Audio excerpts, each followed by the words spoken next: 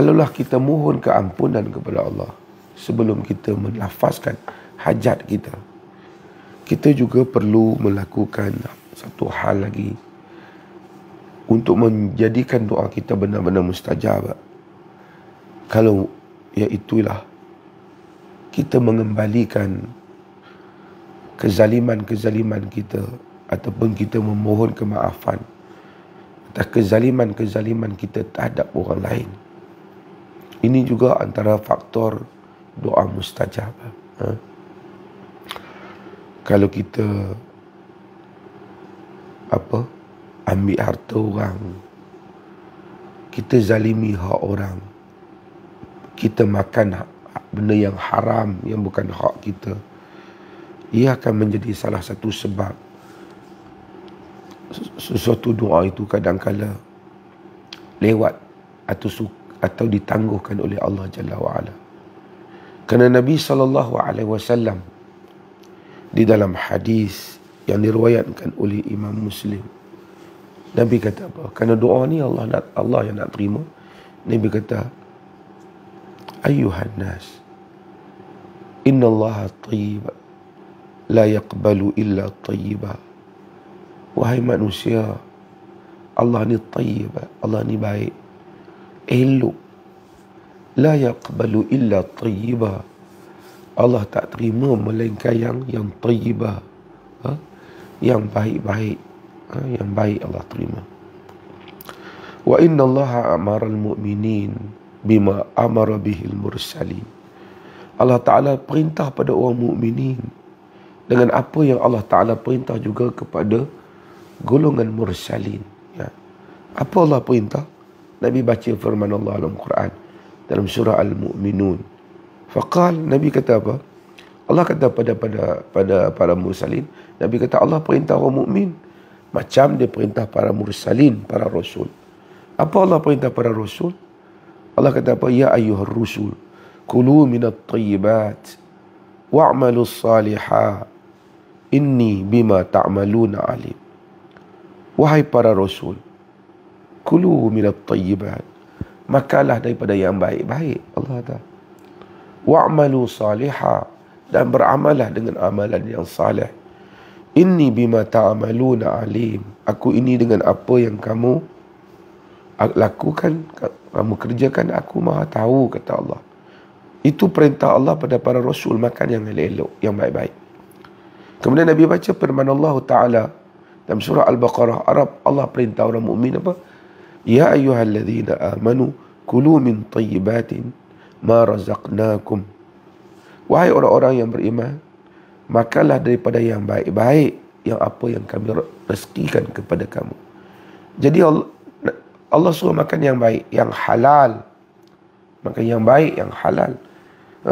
Kemudian Nabi SAW thumma dhakara ar-rajula, kemudian Nabi cerita tentang seorang lelaki, yutilu safara, dia panjang musafir. Sebab apa Nabi sebut musafir? Orang musafir ni mustajab doa dia. Antara salah satu sebab mustajab doa ialah musafir. Nanti kan kita akan ada bab tentang doa orang musafir. Thumma dzakara ar-rajula yutilu safar. Nabi kemudian sebut tentang seorang lelaki yang panjang pemusafiran. Nabi kata lama musafir itu enggak. Ash'atha wa aghbara, ash'atha aghbara, rambut dia kusut masai, dia pun dah berdebu. Maksudnya dalam keadaan, kalau kita tengok tu, dalam keadaan yang sangat pasrah lah pada Allah, susah lah. Kerana doa yang susah ni Allah Ta'ala mustajab. Musafir lama, diri pun sampai berkusut, rambut dah kusut, berdebu-debu dah badan dia, rambut dia, pakaian dia. Yamuddu yadaihi ila sama, kemudian dia angkat tangan ke langit. Ini semua ciri-ciri yang boleh menyebabkan doa mustajab. Dia angkatkan tangan ke langit. Ya Rabb, ya Rabb, wahai Tuhan, wahai Tuhan. Ya Rabb ni pun satu ungkapan yang Allah suka. Bukan sekali itu ulang, menunjukkan kita telah bahas sebelum ni bab ilhah. bab merintih dalam doa tu, merintihlah tu.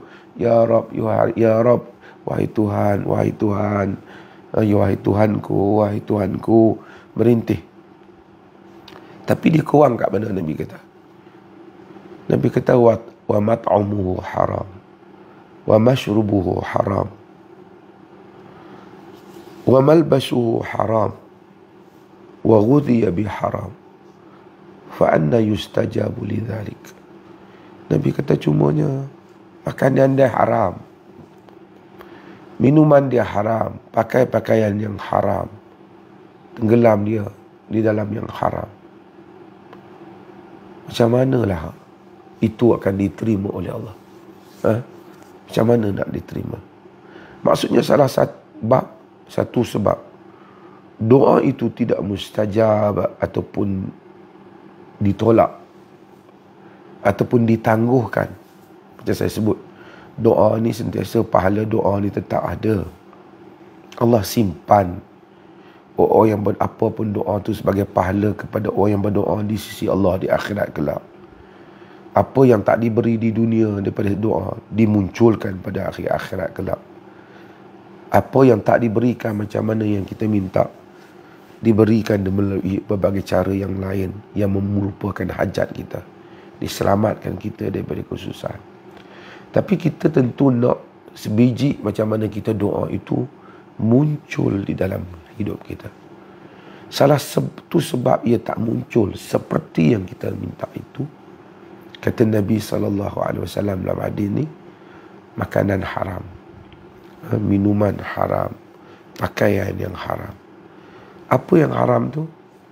Ambil harta orang, zalim kat orang, ambil harta pusaka adik-beradik umpamanya, tipu orang kerja, scammer, orang ambil duit orang bersenang-senang, kemudian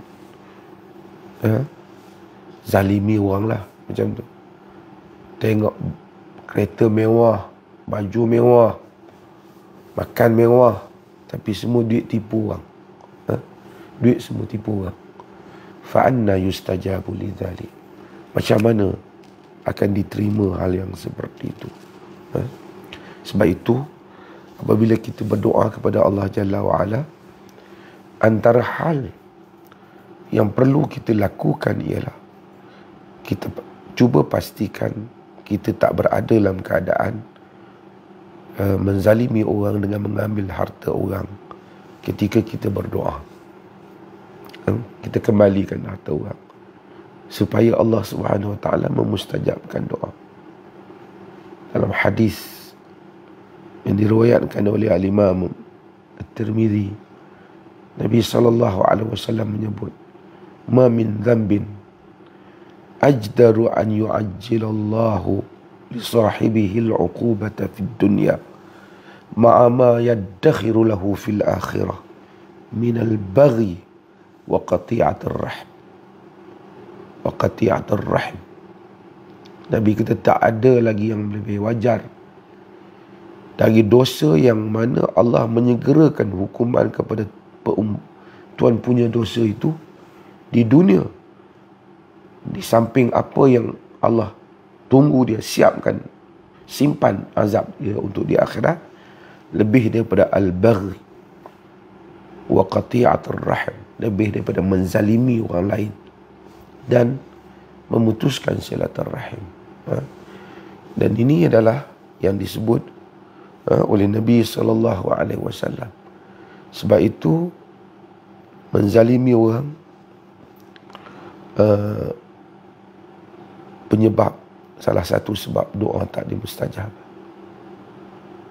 Macam sebagian orang lah, tipu orang banyak atau pergi umrah, doa di umrah supaya mustajab doa dia. Kemudian dia bertanya,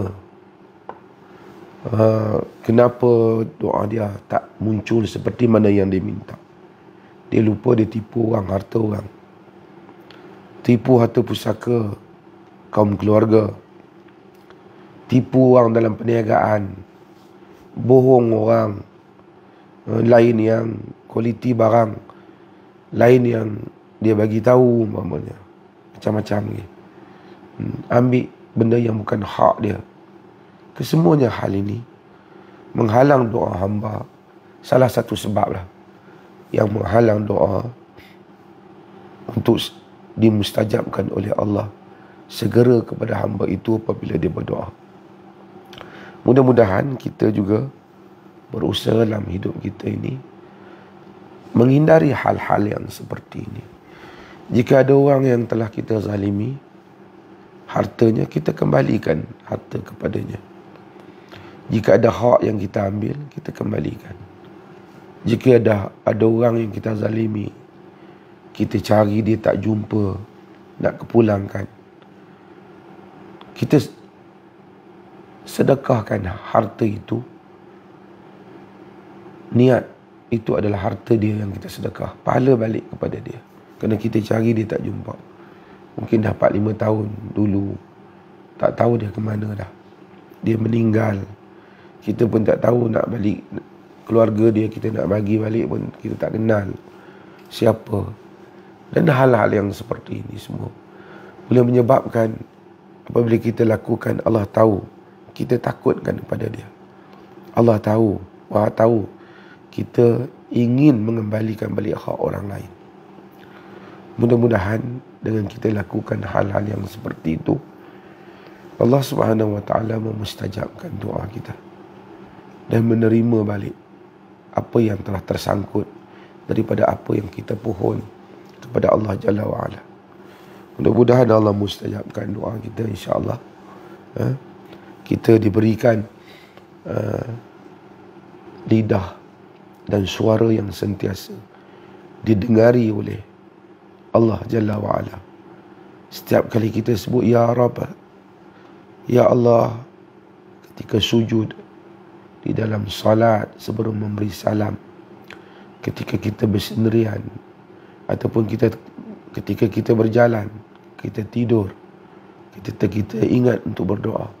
Setiap kali kita menyebut Ya Rabb, mudah-mudahan Allah memustajab, menerima doa kita, menerima doa kita, insya-Allah, di atas kesungguhan kita untuk memohon keampunan kepadanya dan mengembalikan balik apa-apa yang menjadi kesalahan antara kita dan hamba-hambanya daripada harta yang kita ambil daripada hamba-hambanya. Sebab itu jangan berdoa dalam keadaan makan kita haram, minum kita haram, tenggelam dalam yang haram, pakaian kita haram. Mudah-mudahan Allah Subhanahu wa taala menerima doa kita, insya-Allah.